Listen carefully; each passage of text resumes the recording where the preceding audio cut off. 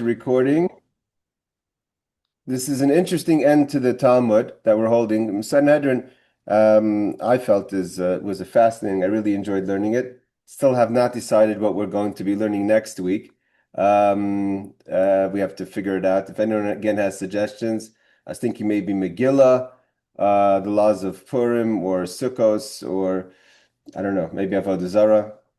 Let us know so that I can, if I don't have the Tractate. Talmud, I need to acquire it.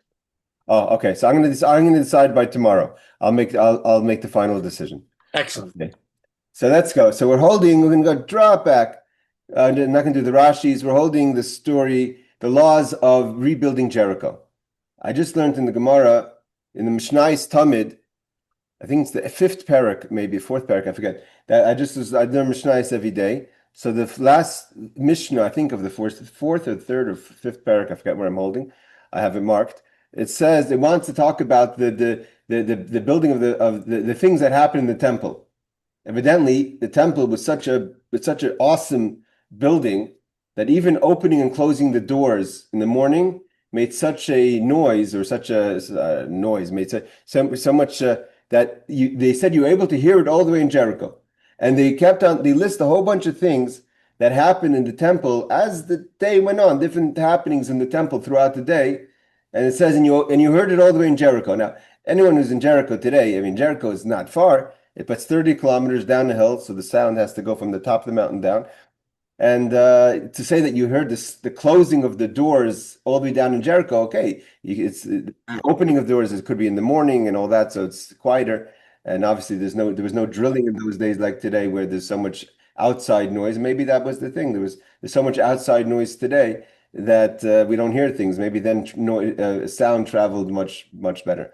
But either way, the Mishnah says like this. The Brisa quotes that lo yiricha Hashem ir acheres v'lo ir acheres Hashem yiricha. You're not allowed to build. Again, we're just going to go over Jericho on the name, with giving it another name. You can't just build the same city of Jericho that was destroyed by God in the days of Joshua. Miraculously, the walls collapsed and everything was destroyed. You weren't allowed to take anything from the Cherem, like we learned. This is why we're talking about it now, because similar to Ir Nidachas, it says that the trees of a city of idol worship that are connected don't have to be uprooted and they could remain. But in Jericho, they had to uproot even all the trees. That's how much destroyed the city has to be. And the commandment was that it has to remain destroyed. So you're not allowed to rebuild it and give it a new name. And you shouldn't build another city and name it Jericho, like anywhere in Eretz Yisrael. Hey, Joshua. How do we know? How do you know you're not allowed to rebuild Jericho or another city that was in the name of Jericho? So this is the assumption of the Gemara, is that the city that Chiel built was a city not in the place where the biblical Jericho was. Also because the North Kingdom didn't go that south. So it says, Bana Chiel Beisa Eli Es Yericha, he built Jericho, but Avira Mechairoi, bearing his elder son Aviram, on page 113a, bearing Aviram his elder son, Yisada, he put down the foundations, Ubisguv Tziroi, and Bisguv, his youngest son, Titziv de Laseha, he completed, so to say, the building of Jericho with the putting up the doors. So his sons were killed, died, so to say, because he rebuilt Jericho, and Joshua cursed anyone who's going to rebuild Jericho. We did the Rashis, so we're not going to read the Rashis. We did it last week. Tanya, we learned that Ba'aviram b'chayrei Rasha, Aviram was his son, his elder son was wicked. So he didn't have to know that what he was doing was wrong, because it could be his older son died because he was wicked, meaning he died for his own sins. Hey, Ariel. But on his younger son, we're just going back a drop. On his younger son, Biskuv, by then already he should have realized that the reason why he's punished and he's losing his children, meaning he's burying his children, is because he was rebuilding another city, naming it Jericho. So the Gemara says, hold on. What did this guy Chiel, again, this we're talking about in the days of the first temple, after the split of the two kingdoms, means the North Kingdom and the South Kingdom, the kingdom of Yehuda, of the house of David, was in the south. Today, Jericho is part of the kingdom, and it was then also. That's why we assume that one of the Yad Ramah, or the Marsha says, that's why he built a city in the north and called it Jericho.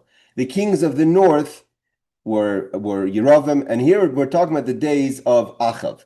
Achav is one of the most powerful kings in the early days of the kingdom of the north, and he was we learned about him, he's one of the most corrupt kings, idol worshiper. His wife Isabel is horrible. They bring in the Baal. He's one of the people listed that do not have a portion in the world to come. Who is the prophet of the northern kingdom of his days?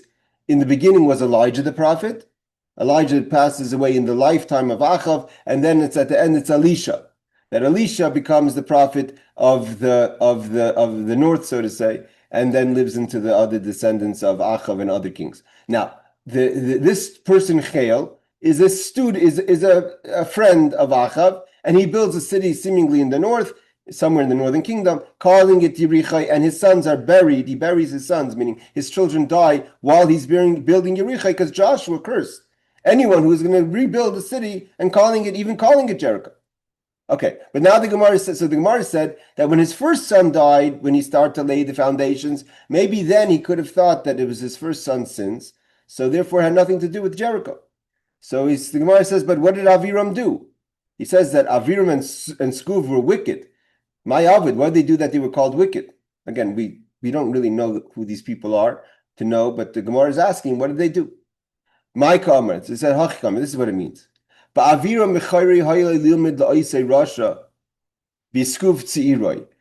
time the Aviram wasn't wicked and Skuv weren't wicked, his children didn't do anything wrong. But by the time he buried his second son, he should have realized that this is what he's doing is wrong by rebuilding Jericho. So the Gemara says, but why does the pasuk have to tell us that Aviram was the firstborn by telling us that Aviram was the firstborn or the oldest?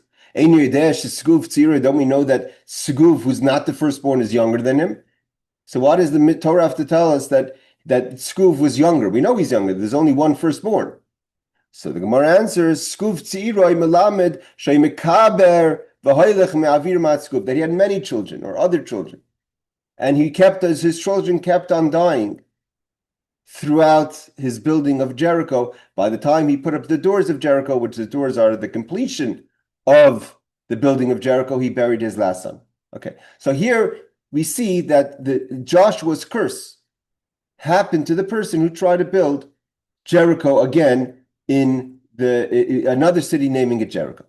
Okay, again, we learned the Rashi, so we're going to continue. Now the Gemara tells us the story. And this is how we're going to finish off the Tractate of Sanhedrin about Elijah the prophet, which is a good thing, because this is the Perek of Chelek, which talks about the world to come, and we know one of the personalities that are going to be announcing the coming of Mashiach is Elijah the prophet. We have the prophet of Malachi, Eliyahu Navi is going to come Lifnei Yom Ba. We know that Elijah the prophet comes one day before the coming of Mashiach. So the halacha goes into all the complications of when that day is. He can't come on a Friday, he can't come on a Sunday. All these complications of when Elijah is going to pencil in his schedule because of certain restrictions to come and announce the coming of Mashiach. But okay. The Gemara says, Achav Shoshvinei Have. Achav, the king Achav, again, the king of the north, he was a good buddy with this fellow Chel, who built Jericho, who lost his children during the building of the city. Aseihu ve'Eliyahu, him and Elijah the prophet together, or they met together, it doesn't say they came together. Lemishal b'shloima beitayim. They came to see Chel, seemingly visiting him in a Shiva house, or when he was mourning. Beit Hama, we'll see what that means. Beit Hama means, but it means basically they're trying to figure out, according to most, to figure out what was the reason, like what happened to his children. Why was he losing all his children? So he says, Yosef Amar. So Chel sat down, and he started to wonder about himself, what he did building Jericho. Dilma ki meilat Yeshua hachilat. Maybe this is what Yeshua meant when he cursed, that not only can't you build the city of Jericho, you can't even build another city and name it Jericho. That Joshua cursed anyone who's going to build Jericho and try to name it another name, or to rebuild another city and call it Jericho. And we learned this last week, but we're just chazring. Elijah said, yes, that's what happened, and that's why you buried your children. Hashta. So now Achav, King Achav again. King Achav is the wicked king. He's the one who, idol worshiper, he's a big scholar. He knows how to learn very well. But he's an open heretic who doesn't serve God, and he serves the idols of Baal and his wife, and he kills all the prophets. So Amrlei, so Achav says, is that so? You want to say that that's why Chil lost his children because he built Jericho and the curse of Joshua happened? Hashta levata de Moshe like the curse of Moshe, his teacher, doesn't happen. Why? What it means? The curse of Moshe doesn't happen. Because Moshe says in the Torah, "V'sartem v'avadetam," that if you're going to leave the path and serve idols, v'chara af Hashem b'chem, God's going to become angry with you if you serve idols. V'atzer hashamayim, and He's going to close up the heavens, meaning it won't rain.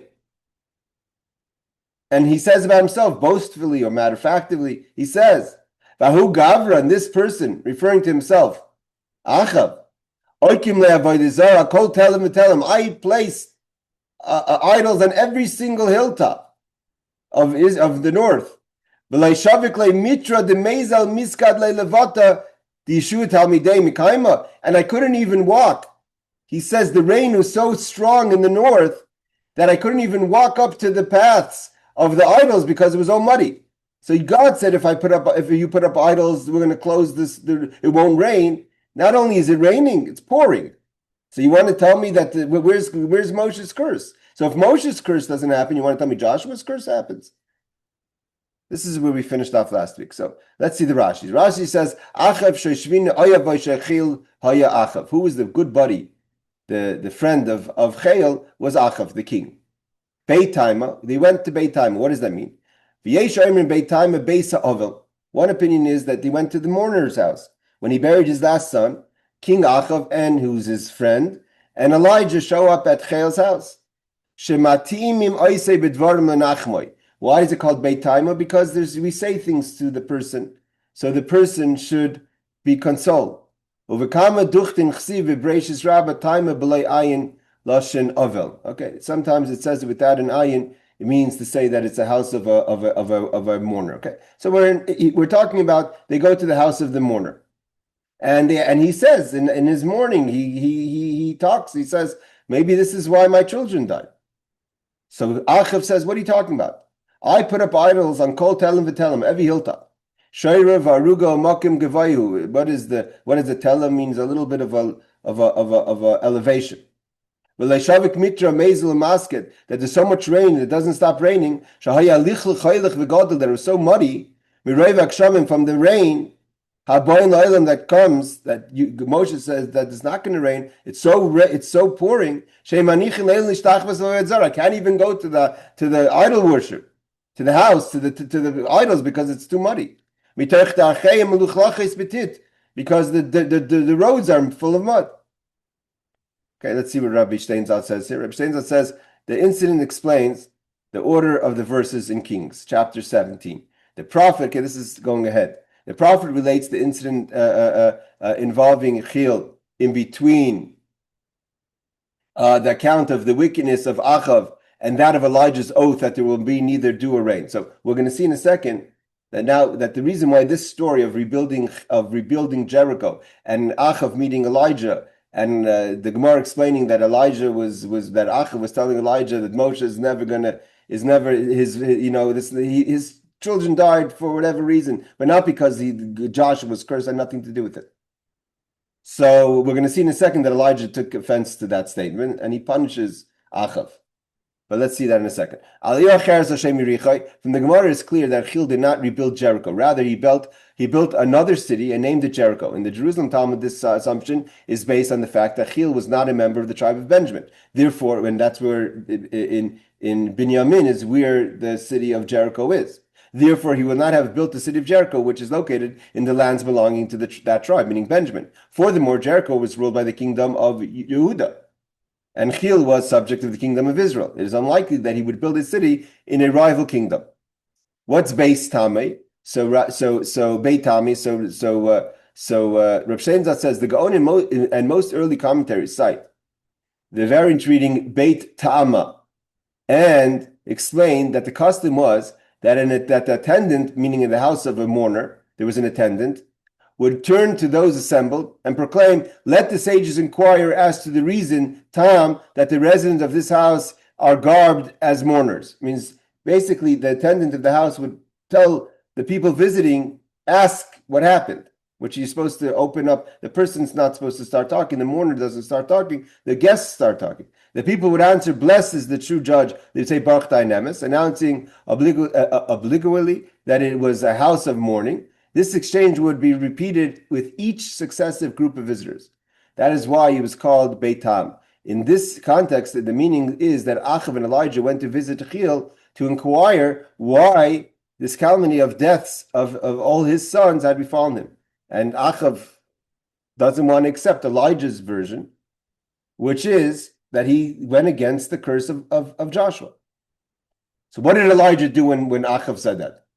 We know, we're going to learn, the Rebbe quote, we're going to talk a little bit in the Siyum, the Rebbe quotes the story.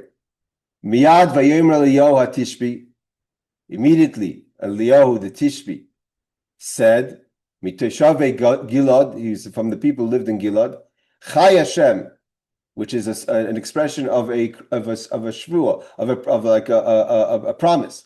Elikei Yisrael im yiyeh talam mater. He says, yeah, that's what you say?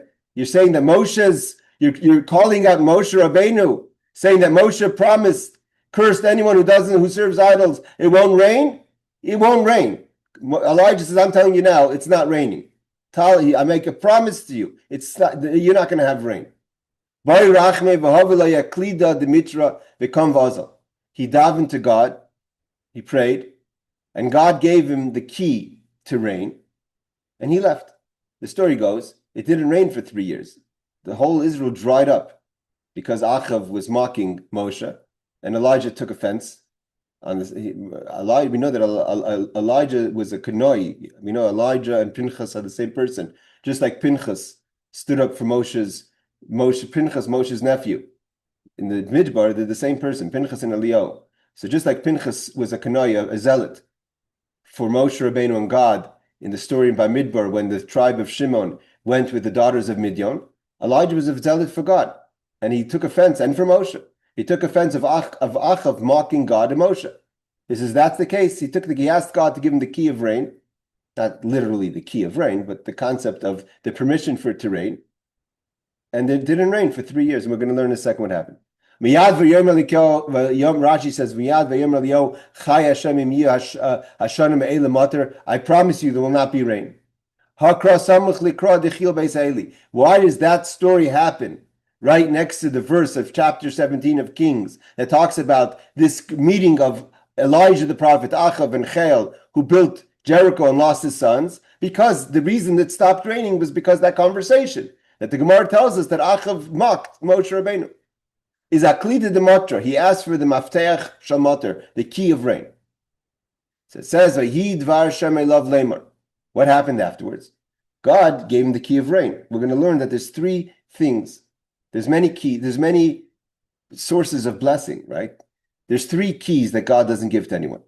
The key of rain, the key of life, and the key of birth, of having children. That's God holds those keys. The Elijah asked for one of the keys. Now it means to say, what does it mean asking for the key? That even, so to say, Lahavdil, God can't make it rain. Even if God has compassion, God has compassion on the kingdom of Israel, he's not going to rain because Elijah's holding the key of rain. But they needed rain. So God made a story that Elijah is going to have to give the key back. It says, Vahidvar Hashem Elav Lemer. So God spoke to Elijah and told him, Lech mizeh, go from here. Upanisa lacha kedma, go east. V'nistarta benachal, and hide, because Achav wanted to kill him. Right? Achav was the king, and he went and he cursed Israel, and there was no rain. So he went and he hid.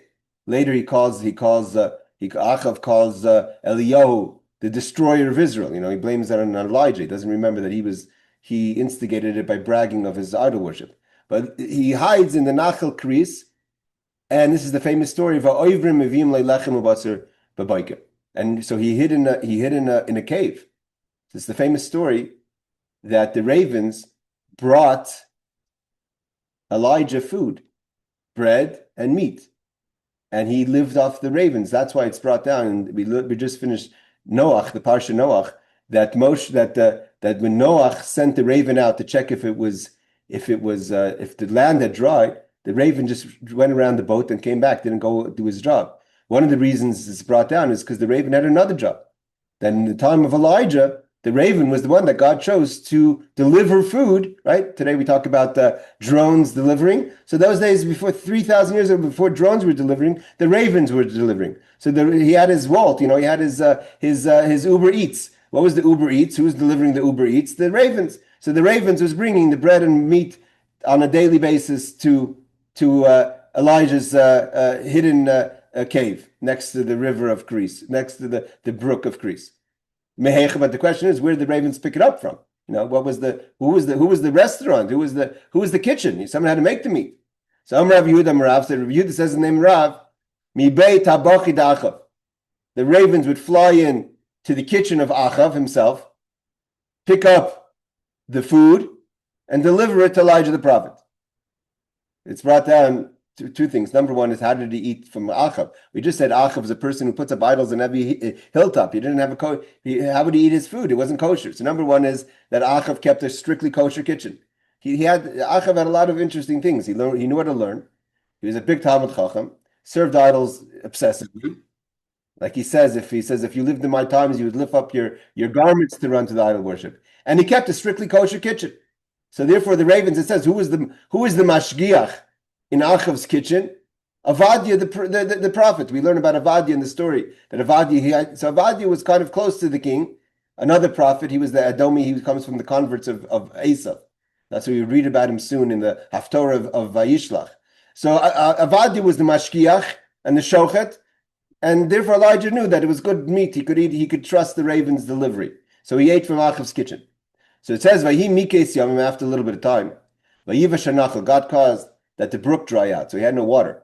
Kiloi hay geshem baretz. Why was there no water? Because Elijah's holding on to the key. There's no rain. Eventually, the waters dry up. Kivin the chazadik tzarbalma. So God sees the world's in pain. Everyone's dying for rain, literally. So God figured, okay, he has to get Elijah to give the key back. So God says again to Elijah, Kum lech Tzarfata. Go to Tzarfata, not Tzarfata, France, but it's further east. It says, Kivin the Chazak HaKadosh Baruch Hu, Rashi says, the Ika Tzarbam, when God sees that there's pain in the world, meaning people are suffering from the famine. So God tells Eliyahu, Lech Tzarfata, go to the Tzarfata. Why does God tell him to go to Tzarfata? The Galga Hadavar, to make things, the ball rolling. We're going to learn, God wanted Elijah to give back the key. Otherwise it couldn't rain. So he had to make that Elijah to have to give back the key, and we're going to see how he did it. The Mashal explains why this statement is cited here. It teaches that since the ravens brought him food from Achav's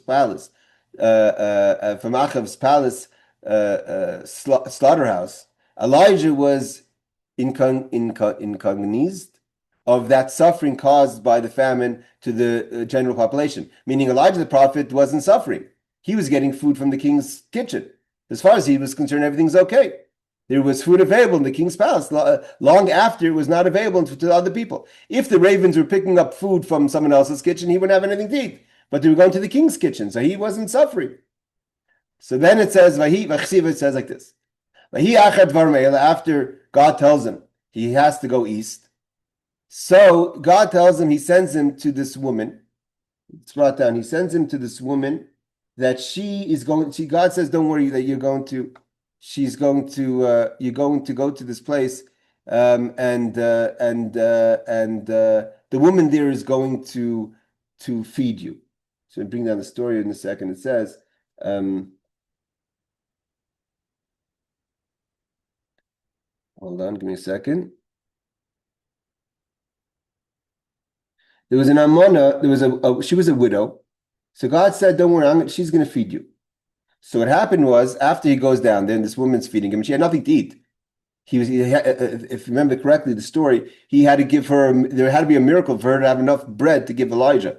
So that itself was a miracle that she was able to feed him. She was resentful a bit. She was doing it, but she was a bit resentful. And it says, the son of this woman now gets sick. So she's feeding him. She's not really happy about it. Elijah makes a promise. There's a miracle for her to have enough food for both of them. And so and it says that she says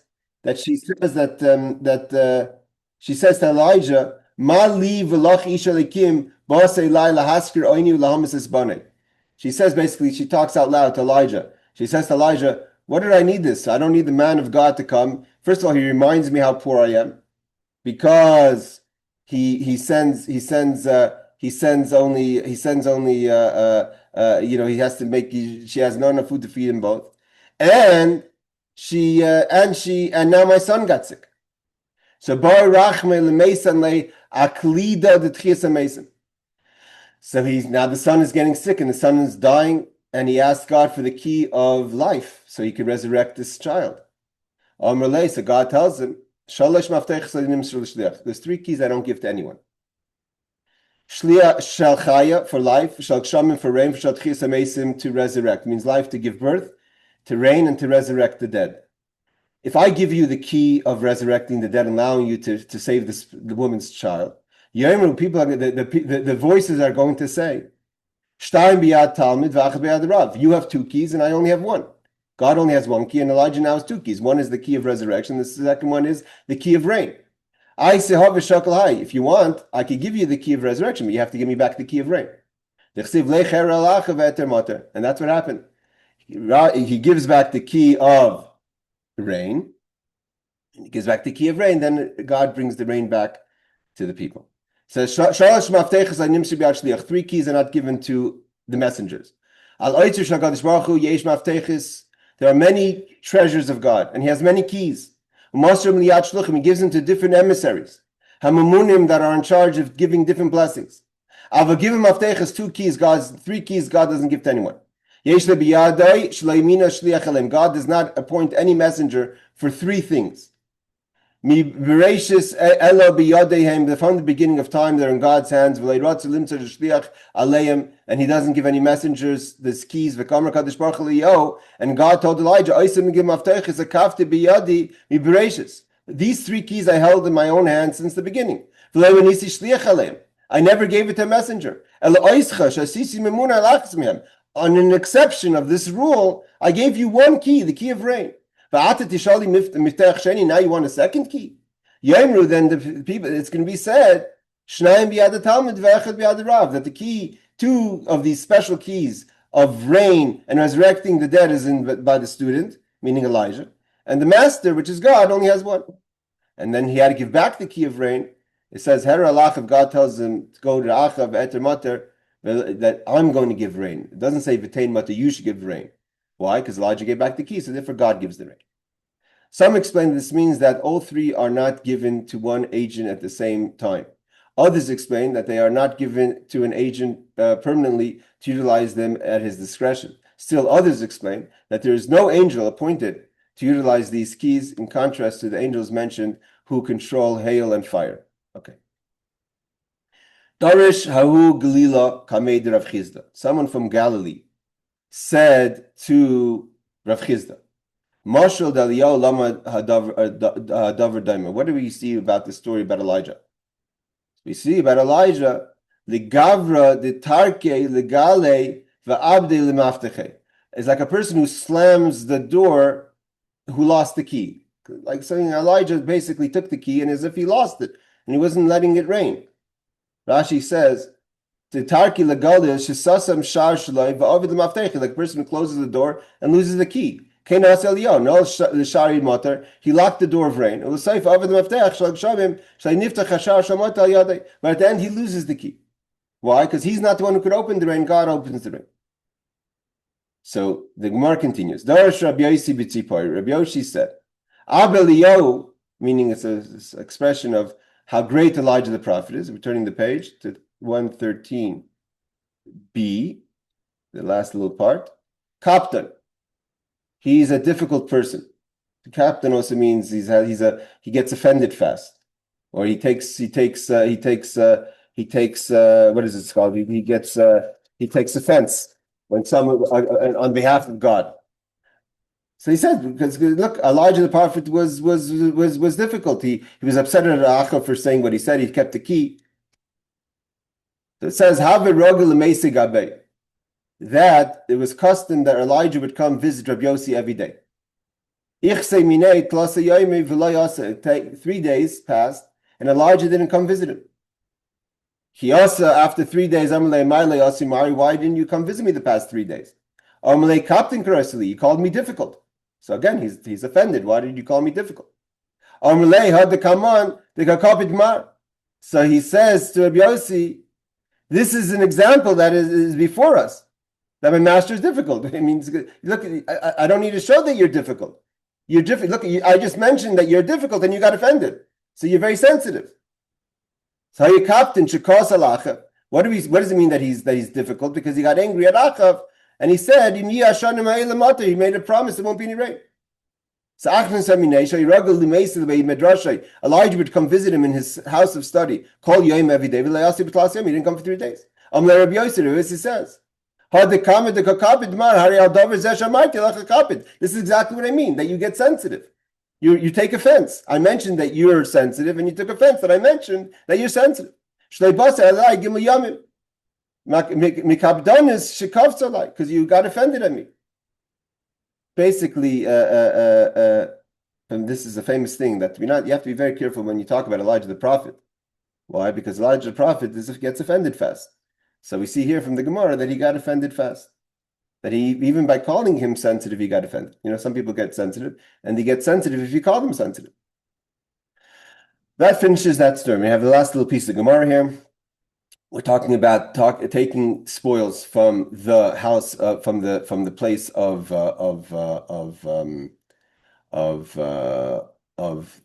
a city of idol worship. It says, "Lo yidbak biyadcha ma'uma min acherim." Don't take anything from the city that's been ostracized. The Gemara says, as long as there's wicked people in the world, God's anger is in the world. Man Rishayim, what does it mean, wicked people? Rabbi Yosef Ganavi, people who steal, meaning people who steal from the spoils of a city of idol worship, like Achan, who took from the city of Yerichai, brings God's wrath on the world. Okay. Let's just see what Rabbi Steinsaltz explains this piece. He says, the early and late commentaries question this determination and its place here.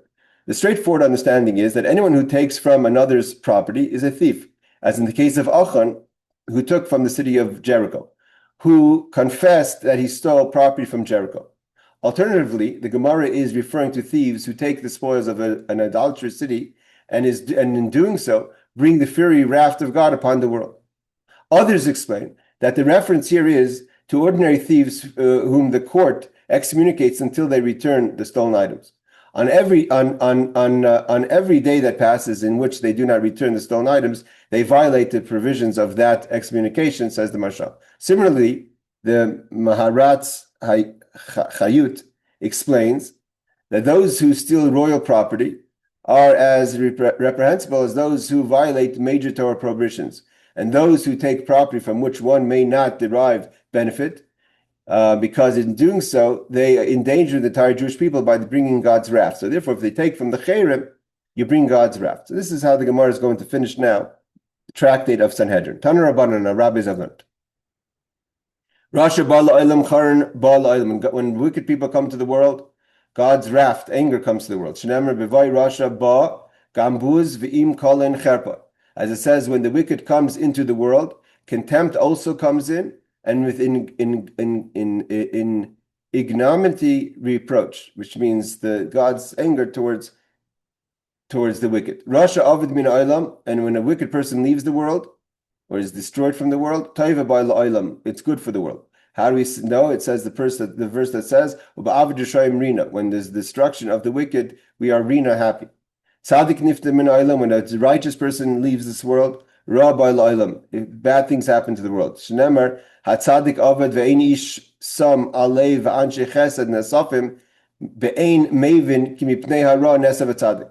It says, basically, the verse says that the righteous perishes and no man lays it to heart, and merciful men are taken, non-understanding that due to the evil, the righteous is taken. So basically, the pasuk is really saying that why do righteous people die? Because of the evil in the world. It says, Sadik ba'al when a righteous person comes to the world, Taiv ba'al it brings good to the world. Shenemar, as it says, Zayin Achmeinu, when Noach is born, it says Noach is going to bring us nacham, consolation, Mimasenu umitzvenu yadenu, that he will take comfort us for our work and the toil of our hands. And this finishes Visilka La Mesachas Sanhedrin. Let's just do the Rashi, and then we'll just do the Hadron. And anyone who wants to share something is welcome to share something. It says in Pnei Hara Koidim Shetavi Hara HaTzadik Nesa. Before the bad comes to the world, the tzaddik passes away. Michlal the Kivin Shemeis Haraba, because he died, that's why bad things happen. Al Tzadik Balal, when a righteous person comes to the world, Paska Hara, the bad stops. Shnemer Zayin Achmenu, he is going to bring us consolation, which is referring to Rabbi Noach. Just these next two pieces. Some explain that the term kolen means burning, as that is one of the meanings of the root kuf lamed hey, which is kaleh, burning. Based on this and that understanding, they explain that with advent of evil, wrath comes to the world, which is like burning wrath. The verse that this is the one who shall comfort, meaning Noach, is stated with regard to the birth of Noach, to explain why he received that name. On this basis, on the basis of that verse, the sages explain that from the moment that a righteous person enters the world, consolation accompanies him. Okay, let's just do a quick hadron. Hadron Allah, Mesachas Sanhedrin, V'Hadron Allah, Daitan Allah, Mesachas Sanhedrin, V'Daitan Allah, Lai Nisan Shei Minach, Mesachas Sanhedrin, Lai Nisan Shei Minan, Lai Ba'oma Haden, Lai Ba'oma Da'asi. He says, Yihiratzim Lefanecha Adonai Eloheinu V'Lehei Aveseinu Shtehei Terascha Umonaseinu Ba'ilam Hazeu Tehei Umanu La'ilam Haba. Chanina bar Papa, Rami bar Papa, Nachman bar Papa, Achia bar Papa, Abba Mori bar Papa, Rafram bar Papa, Rochish bar Papa, Surcha bar Papa, Adar bar Papa, Drew bar Papa. What we're saying now is the part that you're supposed to say every time you finish a tractate of Talmud. So it says it's like a prayer.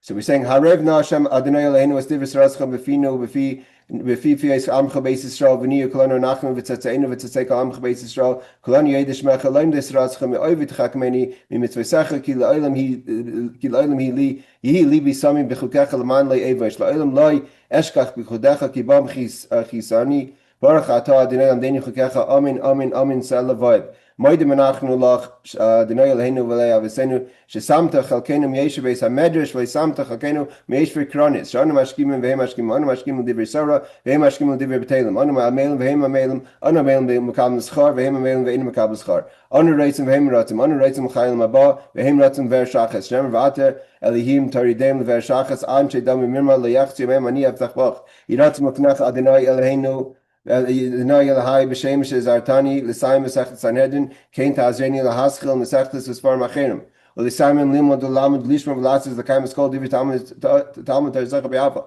L'Schus Kol Tanoim V'Amarayim V'Salmidei Chacham Yamad Li L'Zari Shloi Tamu Shatayim Mipi Umipi Zari V'Zer Zari Ad Oilam V'Siskayim Bi V'Hisalachtecha Tancha Oisach V'Shachbecha Tishmar Alecha V'Akitzoisa Hi Tisichecha Kivi Yirbu Yemecha V'Yasifu L'Cha Shnais Chaim Aricham B'Mina Mismail Aisha V'Kaved Adonai Oiz L'Amar Yitein Adonai Yivarech Hasamay B'Shalom. So Mazel Tov to everyone.